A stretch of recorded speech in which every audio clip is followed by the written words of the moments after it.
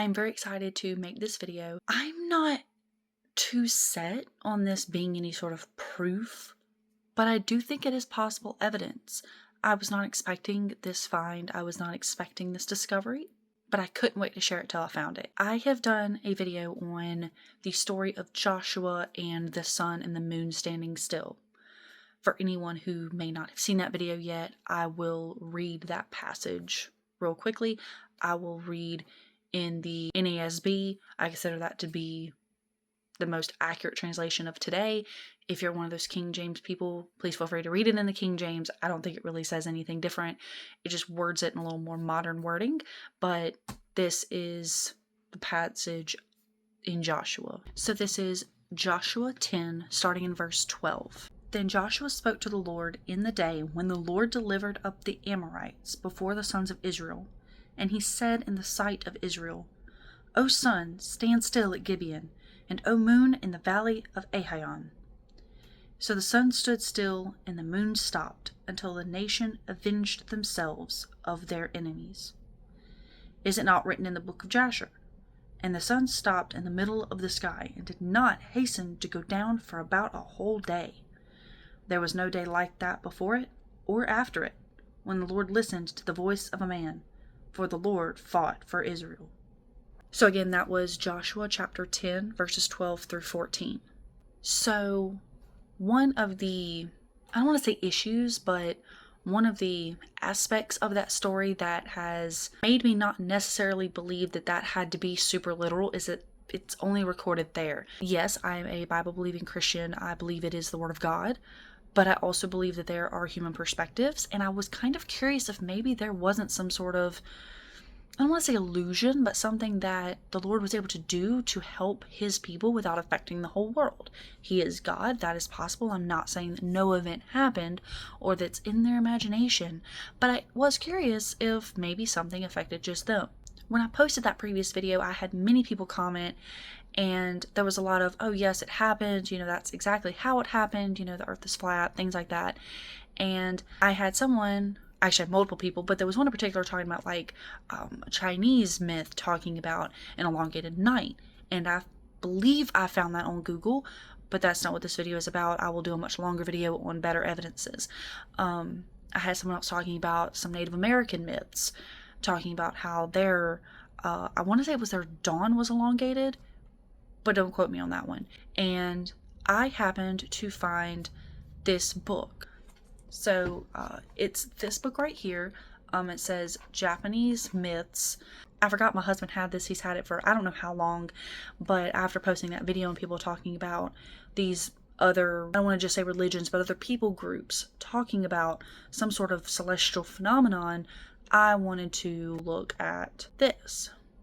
This is actually highlighting where I found the passage I wanted to make this video about and what I'm so excited that I found.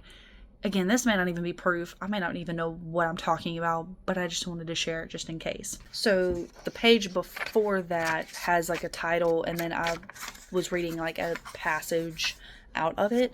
So that title is, and I am probably going to butcher the names. I'm sorry in advance. I did not think to like look up how to pronounce it. But some of them are kind of long anyway. I don't know if I'd get it right even then, if I'm just going to be honest. Amaterasu, I'm guessing, and Susanoo. That would have been the sun goddess and the sea god. One day when he saw his sister in the sacred weaving hall, weaving the garments of the gods, he made a hole through the roof and flung down a flayed horse. Amaterasu was so frightened that she accidentally wounded herself with the shuttle. Extremely angry, she determined to leave her abode, so, gathering her shining robes about her, she crept down the blue sky, entered a cave, fastened it securely, and there dwelt in seclusion. Now the world was in darkness, and the alteration of night and day was unknown. When this dreadful catastrophe had taken place, the 80 myriads of gods assembled together on the bank of the river of heaven and discussed how they might best persuade Amaterasu to grace heaven once more with her shining glory. no less a god than thought combining, after much profound reasoning, gathered together a number of singing birds from the eternal land. After sundry divinations, with a deer's leg bone, over a fire of cherry bark, the gods made a number of tools, bellows, and forges. Stars were welded together to form a mirror, and jewelry and musical instruments were eventually fashioned. When all these things had been duly accomplished, the 80 myriads of gods came down to the rock cavern where the sun goddess lay concealed, and gave an elaborate entertainment. On the upper branches of the true Sakaki tree they hung the precious jewels, and on the middle branches the mirror. From every side there was a great singing of birds, which was only the prelude to what followed. Now Yuzumi, which it says here means heavenly alarming female, took in her hand a spear wreathed with grass and made a headdress of the true Sakaki tree. Then she placed a tub upside down and proceeded to dance in a very immodest manner till the 80 myriad gods began to roar with laughter. Such extraordinary proceedings naturally awakened the curiosity of Amaterasu, and she peeped forth. Once more the world became golden with her presence. Once more she dwelt in the plain of high heaven, and Susanoo was duly chastised and banished to the Yomi land. Now I cannot prove or use that as proof that what occurred in Joshua was true. However, I would have to say that that would make sense. I must add, whether ancient Israel and present day Israel were the same, I feel like wouldn't really matter here, because pretty much everyone else thinks it's North America. Some people will say the North Pole. I tend to think North America, if it's not present day Israel. You would still have your Japanese and Chinese, because they both talk about dealing with an elongated night. I feel like it would depend on exactly where could you get the Native Americans dealing with something different and how that would look. Because obviously if they're next door neighbors, then they should theoretically see an elongated day. But that looks to me like they're trying to explain an elongated night. No, I have not read this hard enough to know if it comes from the right time frame. But even then, I don't necessarily trust a lot of dating. And before somebody says, well, of course you're not going to believe the scientific dating goes against what you believe.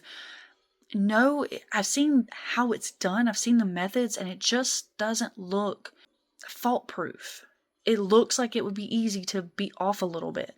And it wouldn't take a whole lot to be off, especially when the people upset with me for not just blindly believing everything science says also believe we're billions of years old as a planet and millions of years old as a species, and what's a couple thousand years? What is that in the grand scheme of things?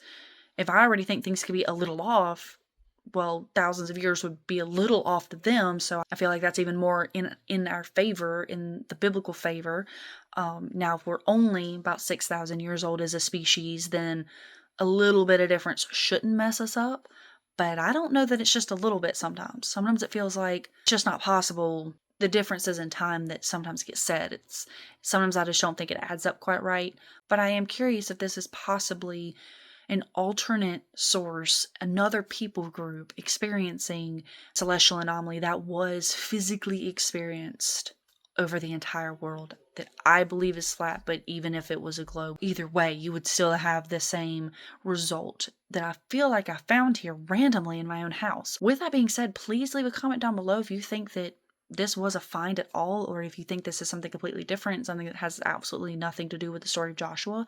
I'm very curious, and I can't wait to read all the comments. Hopefully get back with everyone. Thank you for watching this video, and please stay tuned for the next one.